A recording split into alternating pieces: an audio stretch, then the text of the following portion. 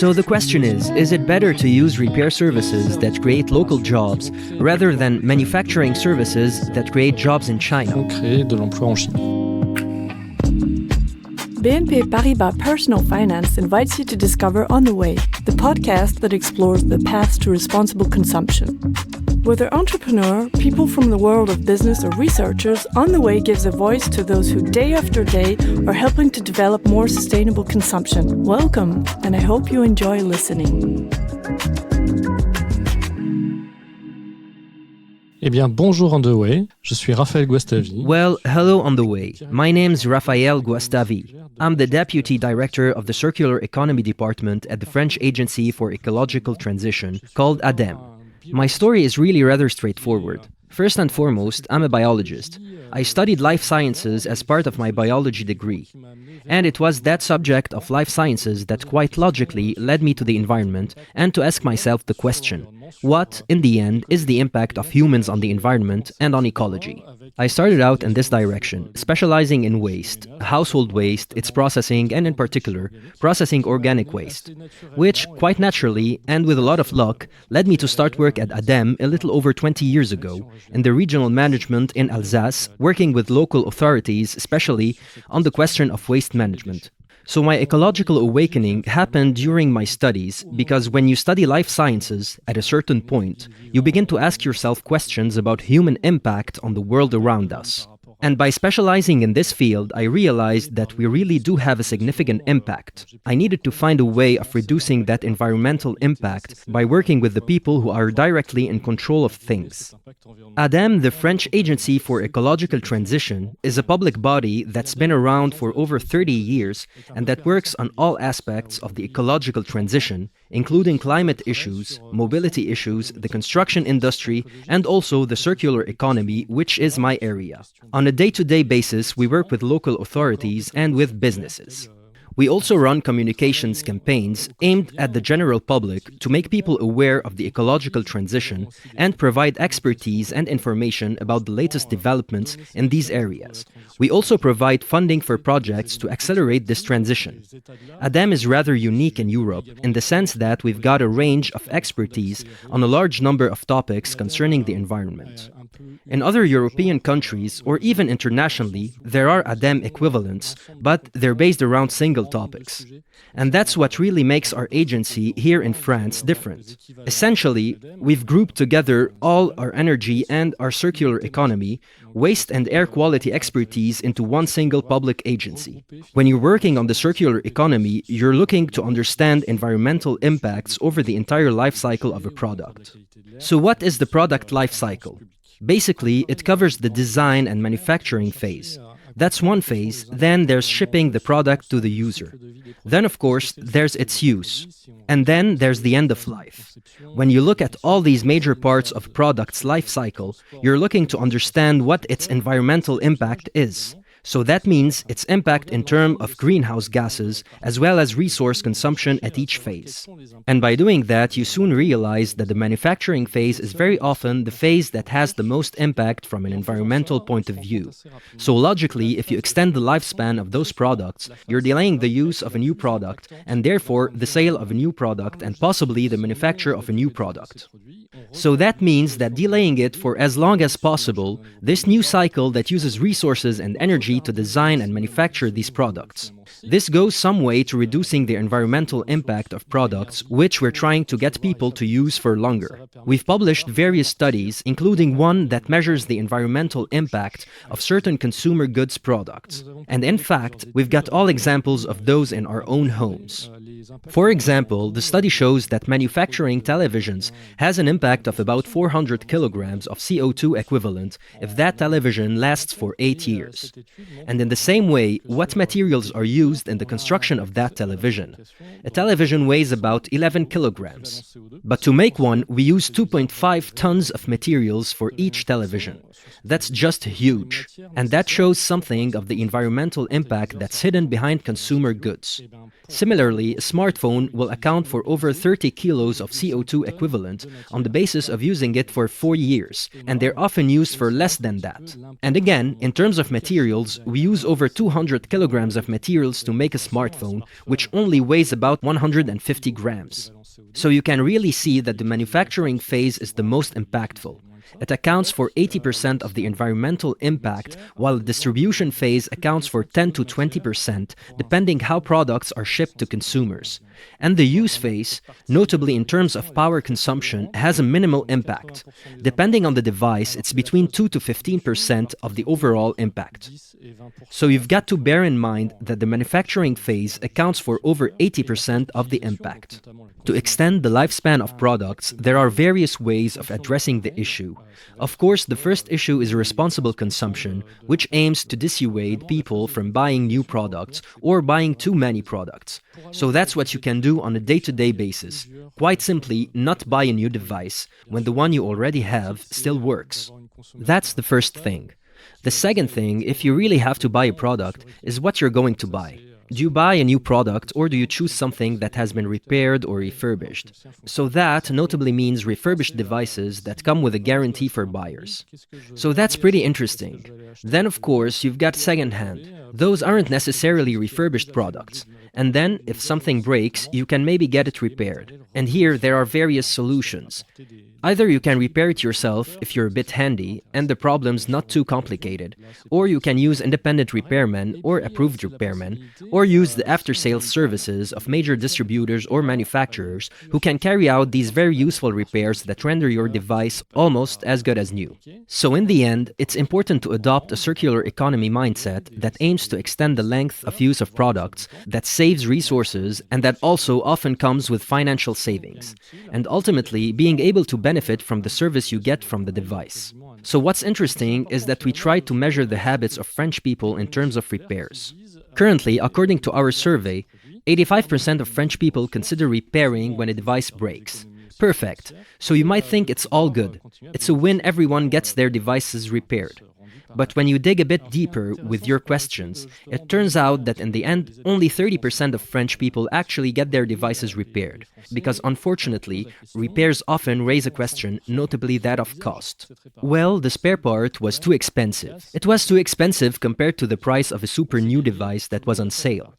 And so that's the first obstacle to repairs. Then there's also the question of obsolescence, or at least perceived obsolescence.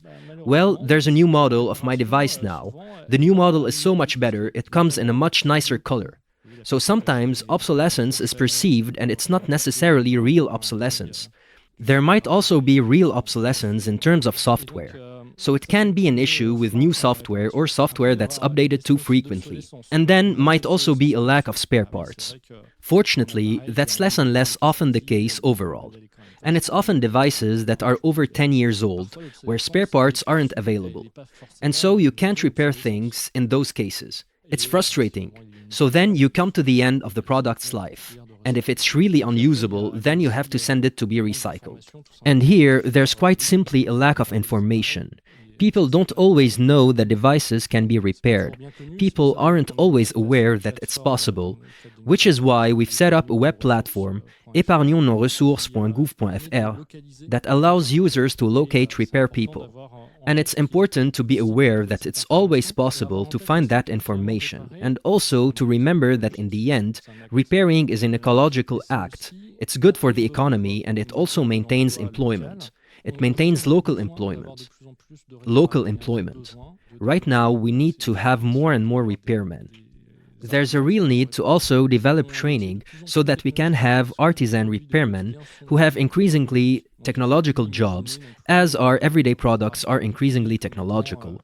So it's no longer the old image of the neighborhood repairman who's a little guy in a flat cap. It's really becoming an ever more qualified job, and I think more and more interesting. There's a real expectation from citizens, consumers, and also businesses who themselves now have obligations to make products last longer, along with the creation of a repair fund and a reuse fund to support these sectors in extending the duration of use of products.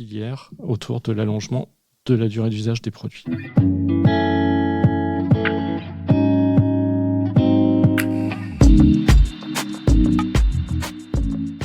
cette étude qui nous a permis de regarder ce qui This était... study, which allowed us to examine the obstacles to repairs, also allowed us to look at ways of promoting repairs. In the end, what encourages consumers to go and get their products repaired? Of course, the first element is economic, because despite everything, fortunately, a repair costs less than buying a new product. Unless you really have an issue with a part that's very, very expensive, the lower cost of a repair compared to getting a new product is one way of encouraging people. What promotes repairs is having access to repairmen. So we're working on that. In the end, it's good for people to be aware that they can go to an artisan repairman, so that encourages people to get their products repaired. So that's something that's also the role of local authorities and public authorities, showcasing these repair businesses. What will promote repairs is transparency in terms of the spare parts market.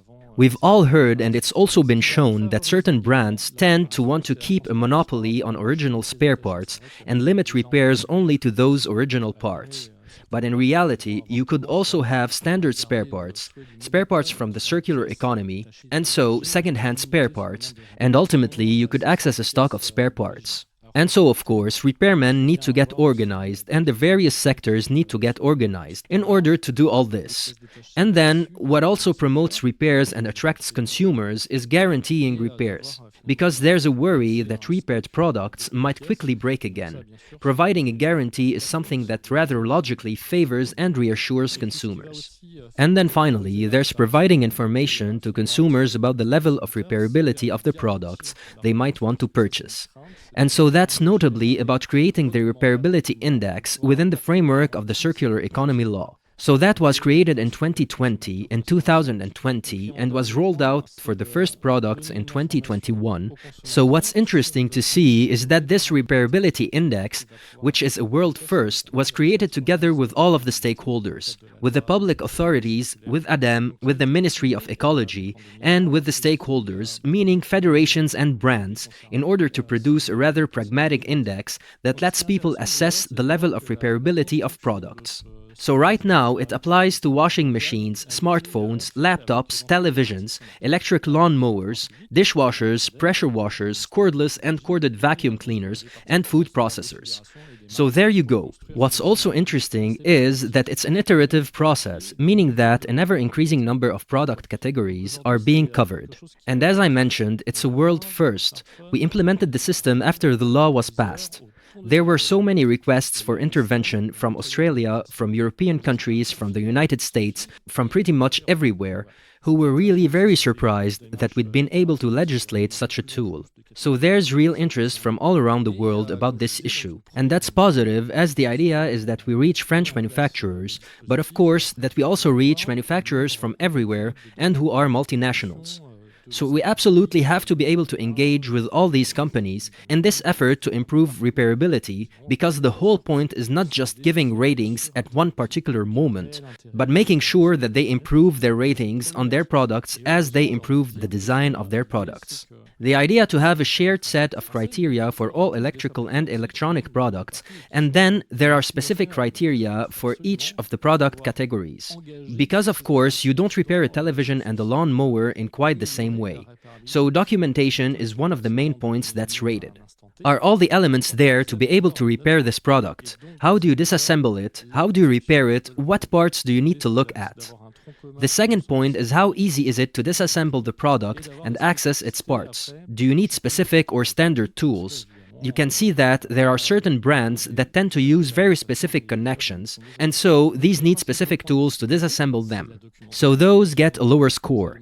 Then there's the availability of spare parts over the longer terms. Will I be able to repair my product over the long term and after its legal guarantee expires? There's also a score for the price of spare parts. That's a very important element, because basically if you break the panel on a television, it's a very, very expensive part to replace, and it's almost the cost of the television itself. So that has to be taken into account in terms of repairs. And then the fifth element is the specific criterion that applies to the category of product being assessed. So for example, this might be a usage counter or having the option to reinitialize software. All these elements get a rating which the manufacturers calculate themselves. Currently, the government is starting to carry out checks to ensure that these calculations are carried out in good faith. And they're also going to check whether distributors are playing fair by displaying these scores on their shelves, which is compulsory. And they're also checking whether sellers are communicating the complete indexes, which is also an obligation. If you buy a product and you want to know the detailed index, you can request it. At ADEME, we haven't yet really assessed the consequences of implementing the repairability index, as it's still pretty new. Not very long ago, the Ministry of the Economy published an article about these first checks to see how this index was implemented in real life. There seems to be room for improvement. The checks highlighted the fact that not all of the obligations, notably in terms of distributors, were being implemented. So there's room for improvement in terms of the positioning of the index in shops. There's also room for progress in terms of the calculations and in making the entirety of the indexes available to consumers. Sur la mise à disposition aux consommateurs aussi de l'ensemble de cette grille de notation.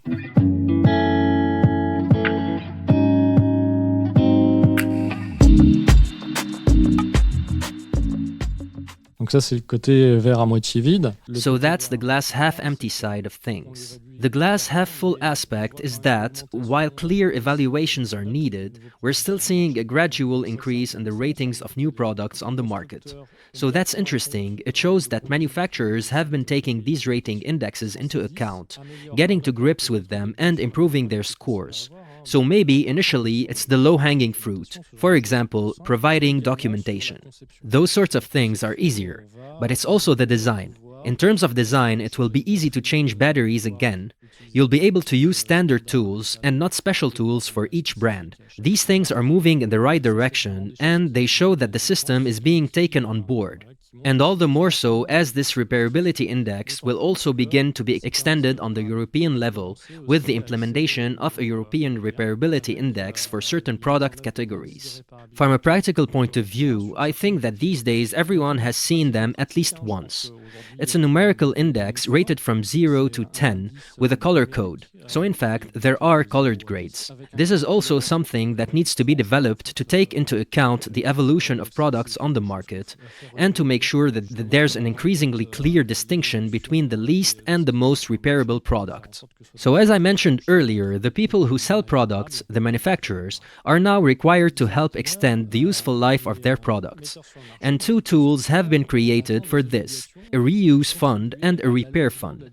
This repair fund is essentially a part of the eco-contribution that you pay when you buy new products, which is later returned to consumers. It comes back in the form of a repair bonus from approved repairmen. So, for example, one day your smartphone breaks. You go to an approved repairman, approved by Quali-Répare, who provides a repair service.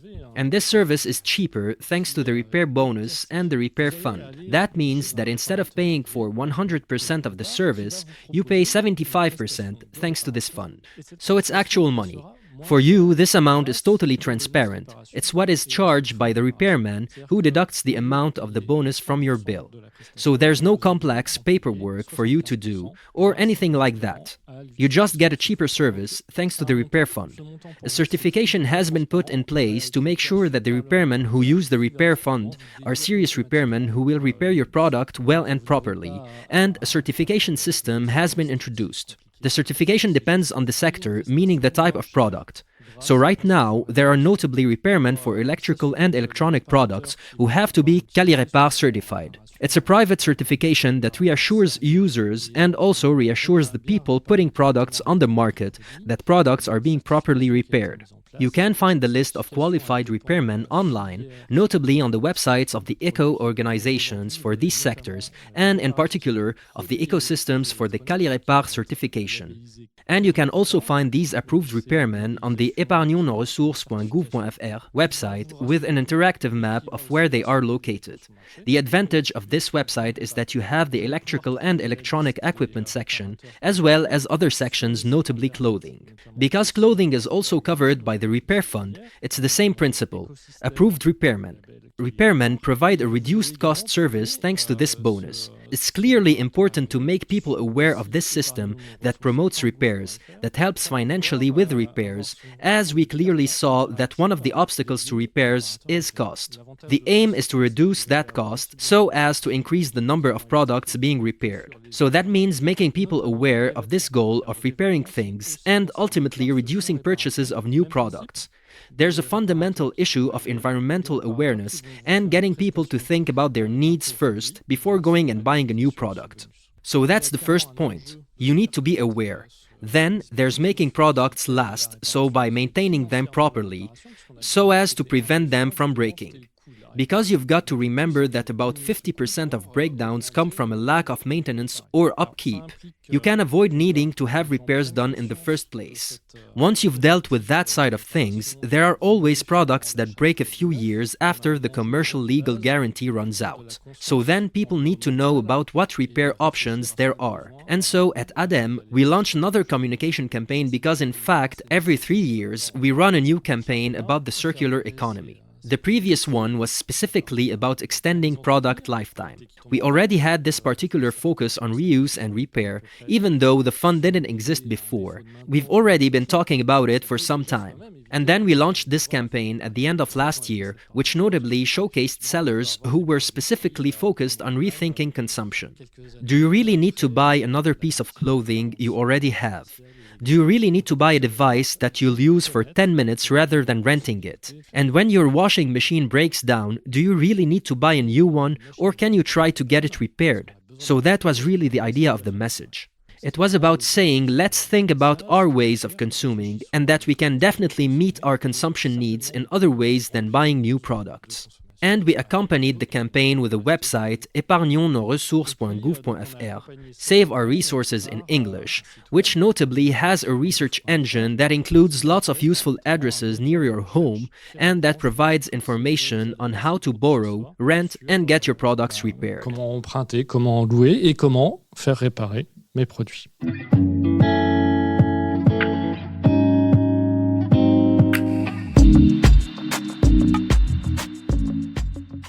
Notre objectif dans cette Our campagne aim for this communication campaign was to make people aware that we're the ones holding the key. We hold the key as consumers. You often hear, yes, but companies should do it. That's true. Companies have to do better. They have to stop selling us things that need to be rebought too frequently. That's the fashion world. But it's still the consumer who has the last word, who's the one holding the credit card. The idea was to say, you're not going to stop consuming. That's not the aim. It's just, it's possible for you to consume differently and ask yourself questions. First of all, there's the idea of need. Do this exercise if you buy things online. Put the items in your basket, but don't click buy straight away. Come back 24 hours later. After 24 hours, you'll maybe have forgotten that you wanted to buy something. In the end, if you want to go back, then maybe you really do need it. So there's really the idea of questioning your need. If you're talking about restraint, you have to start with that. And then maybe think, yes, there are other ways of getting a service. Because in the end, a product is very often about getting a service. Your washing machine provides you with a service. It washes your clothes for you. Your electric drill provides a service. It drills a hole for you. But if you need to make a hole, do you really need to buy a product to do that? Or just buy a service, which would be renting a drill for the day? Or maybe, more simply, ask your neighbor if they have a drill they can lend you. It's the same with a washing machine. Well, washing clothes is a service that you need more frequently. But just because the drum belt has broken doesn't mean you have to buy a whole new machine. So you have to ask yourself the question, can I get it repaired? Rather than just, I'm going to buy a new washing machine. It's more practical, it's less expensive, and it creates local jobs, as of course, these repairs are being done in France. So the question is it better to use repair services that create local jobs rather than manufacturing services that create jobs in China? So for me, as the person behind this communication campaign, obviously I have a very positive opinion about the campaign. On one hand, because we managed to send a message around restraint without actually using the word restraint. But in fact, it's really about that. I think it's a rather excellent virtue, showing that we can't get out of our environmental problems without changing our model. In the end, the public debate sparked off by this campaign was pretty unprecedented. Because if you look at the history of brands, there are several international brands that had already positioned themselves 10 years ago as "don't buy our products unless you really need them. Don't take part in Black Friday."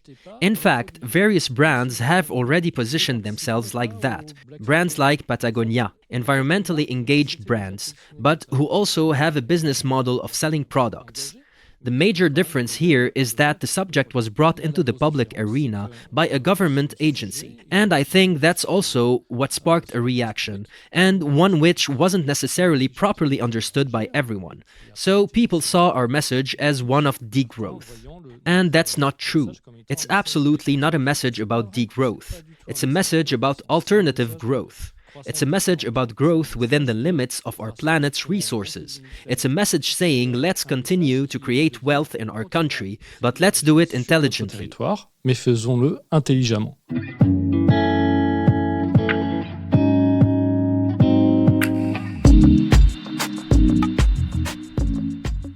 Aujourd'hui, vous l'avez compris, notre objectif... Currently, as you can see, our goal is to guide our society towards something that's sustainable, in the sense of not exceeding or stopping exceeding the limits of our planet. The limits of our planet being, amongst other things, climate change as well as resource consumption. To achieve this respect for planetary limits, in the end we need efficiency. So that's what you often see, energy efficiency, consuming less energy. Recycling is also part of material efficiency, but most of all it's about restraint. And so we also questioned French people to find out where they stand in terms of this area of restraint. It's rather interesting, and ultimately pretty revealing of our own paradoxes. When we ask the question, 83% think that in France, in general, people tend to lend too much importance to material consumption. And so you might say, excellent, it's all good, we've come a long way, we've won, we're going to stop consuming, at least in the way we consume today. But when you dig a bit deeper, in the end, 1/4 of the French population, only 1/4 actually admits to its own contribution to the problem. In other words, we all consume too much, but it's not me, it's other people. And so that's something of a break on taking action, which you can begin to see taking shape. Because in the end, 82% of the population think that they already have a restrained lifestyle and they don't feel that they're overdoing things in any way. And so, in the end, on the issue of people's consumption, in terms of the extent of the environmental problem, there's still some way to go. And so this is when you realize there's a paradox, that we still need to make an effort to be restrained. Because in the end, if we all think that people consume too many things, but at the same time think of ourselves as restrained, then something's not working. What's also interesting in this survey is that 1 in 2 French people thinks that the government and large companies are actually acting to limit environmental impacts.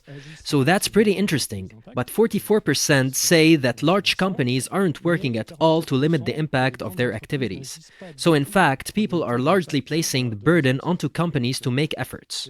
We can also see that 3/4 of French people think that public policies should give priority to environmental protection over economic growth, notably by controlling economic activities and marketing certainly has a huge role to play in changing behavior and in the narrative and image we have of what society should be.